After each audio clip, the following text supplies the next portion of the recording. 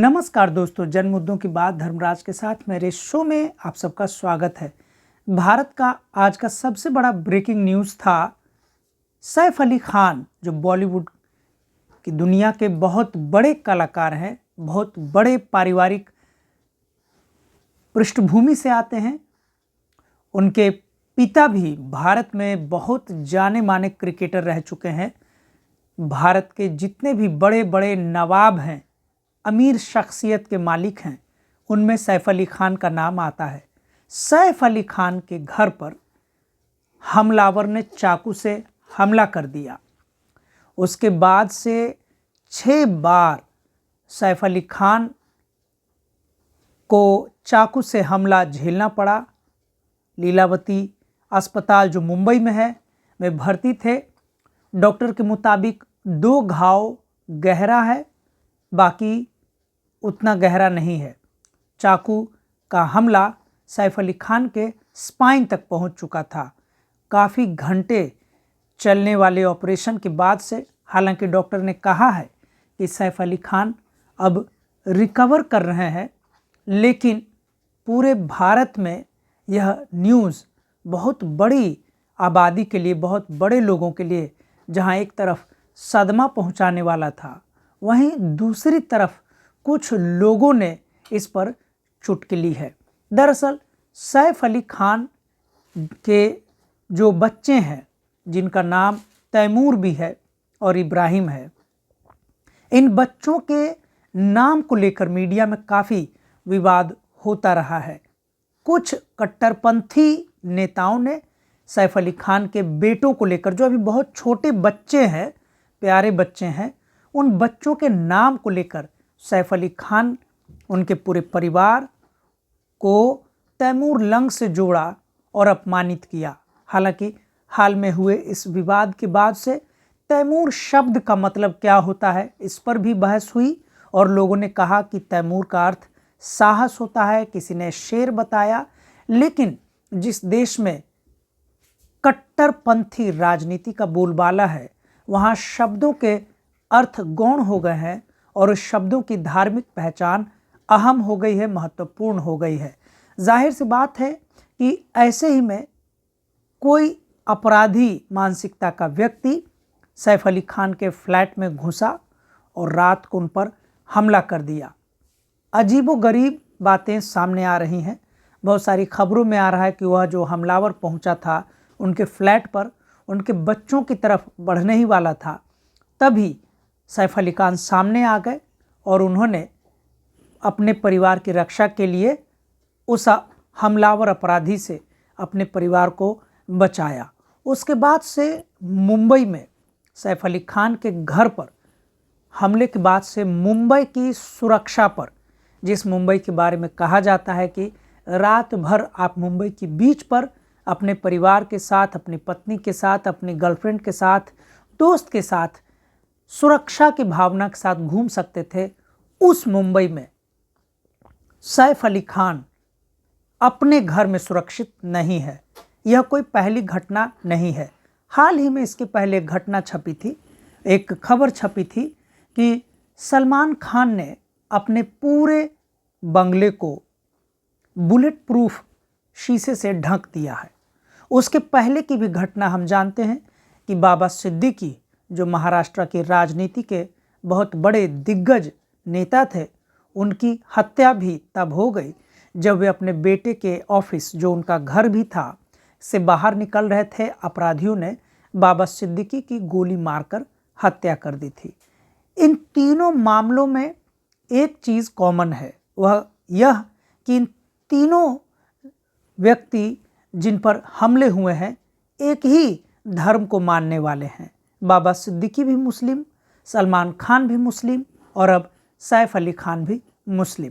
जिस तरीके से महाराष्ट्र में पूरे जोशो खरोश के साथ चुनाव लड़ा गया, विधानसभा के चुनाव संपन्न हुए, मुस्लिम विरोधी भाषण हुए और इस मुस्लिम विरोधी भाषण में बहुत सारे चरमपंथी नेताओं ने सैफ अली खान के बच्चों के नाम को राजनीति में उछाला।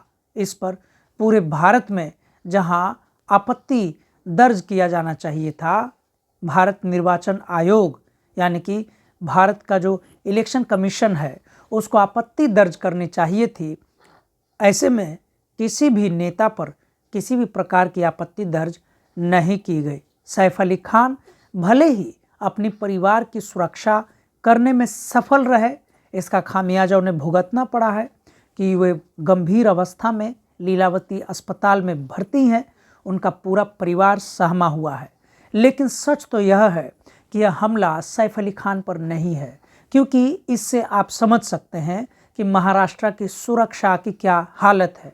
और जब महाराष्ट्र, जिसे भारत की आर्थिक राजधानी कहते हैं, वहाँ पर सैफ अली खान जो इतने बड़े नवाब के बेटे हैं, इतने बड़े बॉलीवुड एक्टर हैं, इतने बड़ी फिल्म की विरासत हैं, राज कपूर परिवार के दामाद हैं, जब इस व्यक्ति की जान इस कदर खतरे में आ सकती है कि उनके घर पर कोई भी अपराधी बहुत आसानी से हमला कर सकता है और भाग भी सकता है, जहां पर हम सभी सोच सकते हैं कि न जाने कितने सीसीटीवी कैमरे लगे होंगे, एंट्री से लेकर, सीढ़ी से लेकर, पार्क से लेकर, ऐसा शायद ही कोई कोना होगा जहां पर सीसीटीवी कैमरे नहीं होंगे, चाक चौबंद व्यवस्था नहीं होगी, सुरक्षाकर्मी नहीं होंगे। ऐसी कड़ी सुरक्षा के इंतजाम के बीच अगर सैफ अली खान असुरक्षित हैं, उन पर हमला हो जा रहा है, तो भारत के लोगों को यह समझना चाहिए कि भारत में अपराध किस प्रकार से चरम अवस्था में पहुंच चुका है।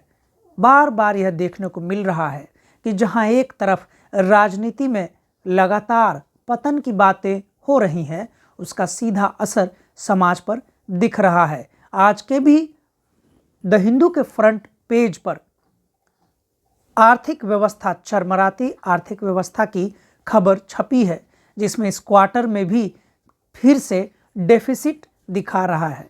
हर बार लगातार विदेशी मुद्रा भंडार में, भारत के जो विदेशी मुद्रा भंडार है उसमें बहुत कमी अचानक से दिखाई जाने लगी है, और इन खबरों को दबाने का भी पूरा प्रयास हो रहा है। ऐसे में जब बेरोजगारी पूरे देश में अपनी चरम अवस्था में पहुंच चुकी है, सुरक्षा अपनी अंतिम सांसें गिन रही है, भारत के लोग 5 किलो राशन पर जीने को अभिशप्त हैं, ऐसे में सैफ अली खान पर हमला मुसलमानों के खिलाफ राजनीति और राजनीति के नाम पर जो सांप्रदायिकता को बढ़ावा दिया जा रहा है, वह पूरे देश के लिए आने वाले समय में खतरे की घंटी को दिखाता है।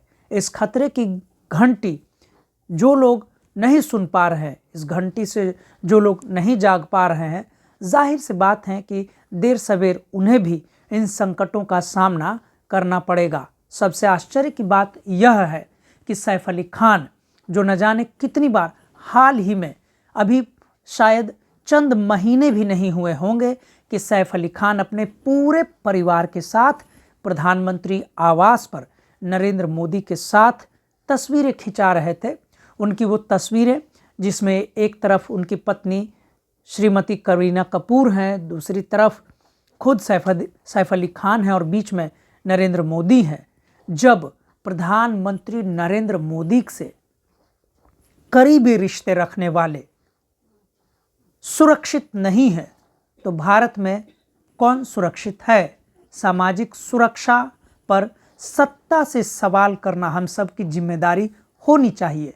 अगर आप यह सवाल सत्ता से, सरकार से नहीं कर रहे हैं, तो यकीन मानिए कि यह हमला जो आज सैफ अली खान पर, जो प्रधानमंत्री नरेंद्र मोदी से करीबी रिश्ता रखते हैं, उनके घर पर हो सकता है।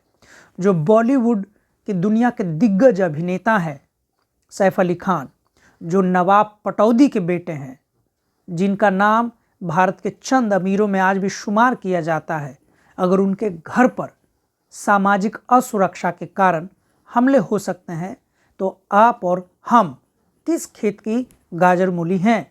आपको अपनी सुरक्षा के लिए खुद ही सतर्क रहना होगा। आज के लिए इतना ही। आगे हम फिर मिलेंगे अगले मुद्दे पर। तब तक के लिए शुक्रिया, धन्यवाद।